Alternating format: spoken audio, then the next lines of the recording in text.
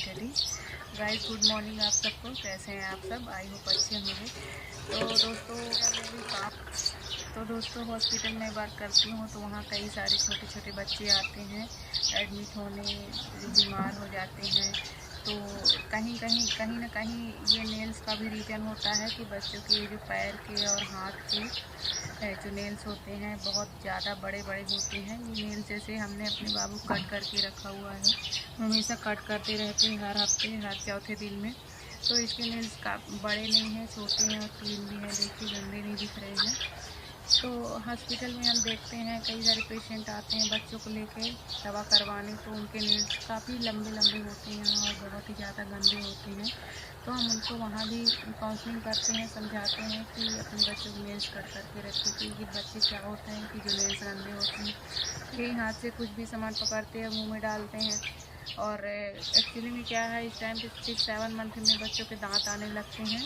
तो दांत आने के कारण बच्चे क्या है, कोई भी सामान भी उठाते हैं और हाथ भी मुंह में ले जाते हैं। तो जो नेल्स में गंदगी होती है, ये गंदगी नेल्स के थ्रू मुंह में और मुंह के थ्रू फिर आंत में चली जाती है, पेट में, जिससे इन्फेक्शन होता है बच्चों के आंत में। तो इस कारण बच्चों को दस्त होने लगता है और पेट से संबंधित कई सारी बीमारियां होने लगती हैं। तो इसी पर्पज़ से हम आज ये वीडियो बना रहे हैं दोस्तों कि आप अपने बच्चों के नेल्स को क्लीन करिए और कट करके रखिए, बड़े बिल्कुल ना होने दें। तो दोस्तों चलिए हम जानते हैं कि बच्चों के हाथ और पैर के नेल्स कैसे कट करें, हम कब कट करें, क्या टाइमिंग होनी चाहिए, क्या इंस्ट्रूमेंट होना चाहिए, मतलब हम किससे नेल्स कट करें। तो दोस्तों हमारे पास ये देखिए नेल कटर है। हमें हमेशा बच्चों का नेल इसी से कट करना चाहिए, क्योंकि जो ब्लेड होता है वो काफ़ी धारदार होता है। और क्या है कि बच्चे हिलाते डुलाते हैं, वो नेल्स नहीं कटवाते आसानी से। तो उससे बच्चों के हाथ कटने का डर रहता है। अगर पैर के नेल्स कट कर रहे हैं तो उसमें भी ब्लेड लग सकता है। तो हमें उससे नहीं कट करना चाहिए। इसके लिए हमें ये यूज करना चाहिए नेल कटर। ये मार्केट में आसानी से 20-25 रुपये का मिल जाता है, अच्छी क्वालिटी का। और अच्छी क्वालिटी का अगर चाहें आप तो 40-45 रुपये, 50 रुपये समथिंग का आ जाता है अच्छा से अच्छा। तो आप यही यूज़ करिए अपने बच्चों के लिए नेल कट करने के लिए। और बच्चों का नेल हमें कब कट करना चाहिए, अगर बच्चे सो रहे हैं उस टाइम पे हम कट कर सकते हैं। अगर बच्चे क्या है सोते टाइम भी नहीं कट करने देते, हाथ को खींच लेते हैं, तो डर रहता है कि कहीं बच्चों का हाथ या पैर में चोट ना लग जाए, कट ना जाए कहीं उनका हाथ या पैर नेल्स कट करते टाइम। तो हमें काफ़ी सावधानी बरतनी चाहिए और अच्छे से नेल्स कट करना चाहिए। और एक टाइम और होता है जो हम बच्चों का नेल्स कट कर सकते हैं, जब बच्चों को हम फीड करा रहे हैं। अगर आप फीड करा रहे हैं अपने बच्चों को, तो बच्चों को गोद में अच्छे से बैठा लीजिए। और फीड कराते टाइम क्या है, बच्चे ज़्यादा नहीं हाथ खींचते हैं, तो आसानी से आप नेल्स को कट कर सकते हैं। तो दोस्तों इस तरह देखिए, जैसे हम अपनी बेबी को फीड करा रहे हैं, फीड कराते टाइम अगर इनका नेल्स कट करते हैं तो बच्चे बिल्कुल नहीं हाथ हटाते। ये देखिए कितनी आसानी से हमारा बाबू नेल्स कट करवा रहा है। तो इस तरह से किसी के नेल्स कट, तो दोस्तों इस प्रकार से देखिए कितनी आसानी से हमारा बाबू नेल्स कट करवा रहा है। तो आपके बच्चे भी इसी तरह से नेल्स कट करवाएंगे। तो इस प्रकार से आप प्रैक्टिकली मैं आपको बता रही हूँ कैसे नेल्स कट करें। इस तरह से ऐसे एक फिंगर को, जैसे अगर 2 फिंगर का नेल्स कट गया तो इसको हम नीचे ऐसे कर सकते हैं, इस प्रकार से एक फिंगर ही लें। क्योंकि अगर इस तरह से आप नेल्स कट कर रहे हैं तो इस तरह से दूसरी फिंगर में चोट लगने का डर नहीं रहता और आसानी से नेल्स कट जाता है।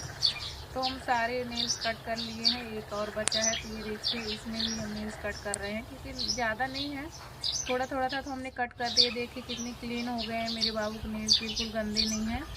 यहाँ पे जो मैल होती है नेल्स के अंदर, जो मैल हो जाती है, तो ये भी नेल्स कट करने के बाद बहुत अच्छे से क्लीन हो जाता है, साफ़ हो जाता है, बिल्कुल गंदगी नहीं रहती। दोस्तों एक बात और हम आपको बताना चाहेंगे, जो बच्चों की जो उंगलियाँ होती हैं इसके अंदर, ये देखिए यहाँ कई सारी मेल्स इकट्ठा हो जाती है मैल, तो इनको हम अच्छे से क्लीन करना चाहिए। तो पानी से हम थोड़ा सा कॉटन गीला कर लेंगे, कोई भी कॉटन का कपड़ा हो, इस प्रकार से कॉटन कपड़ा गीला कर लेंगे। और ऐसे ये बीच का जो यहाँ का जो पार्ट होता है ये बहुत ही ज़्यादा गंदा हो जाता है। बच्चे के भी खेलते रहते हैं, कोई भी ऑब्जेक्ट पकड़ते हैं गंदा रहता है, या धूल उल में भी खेलते रहते हैं तो ये गंदा हो जाता है। तो इस प्रकार से हमें क्लीन करना चाहिए। उंगली ऐसे करके यहाँ बीच का जो एरिया है ये क्लीन करना बहुत ज़्यादा ज़रूरी होता है क्योंकि गंदा हो जाता है इस प्रकार से। तो दोनों हाथ में ऐसे आप साफ़ करें, बिल्कुल गंदा ना होने दें।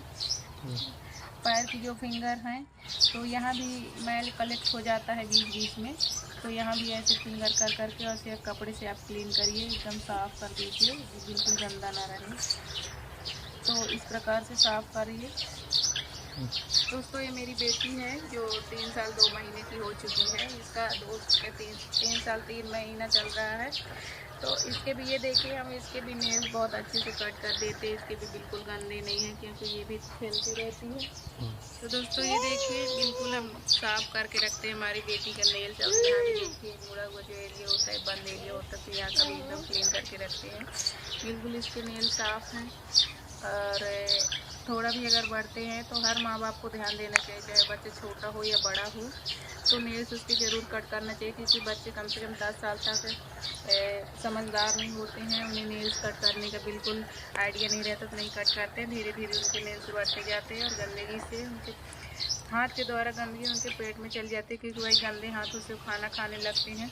तो उससे एक बात और आप ध्यान रखिए कि अगर बच्चे आपके छोटे हैं 3 साल 4 साल के, वो खाना खाने अगर जा रहे हैं तो आप उनका हैंड वॉश ज़रूर कराइए। हैंड वॉश कराने के बाद ही उनको खाना खिलाइए।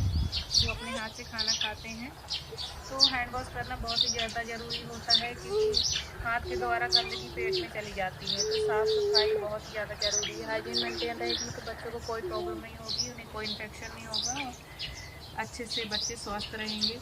तो दोस्तों हमारा यही मोटिव था वीडियो बनाने का। आप लोग अपने बच्चों को ध्यान दीजिए और nails time to time cut करते रहिए ताकि कोई गंदगी ना हो और आपके बच्चे स्वस्थ रहें, मस्त रहें। तो थैंक यू दोस्तों, बाय बाय।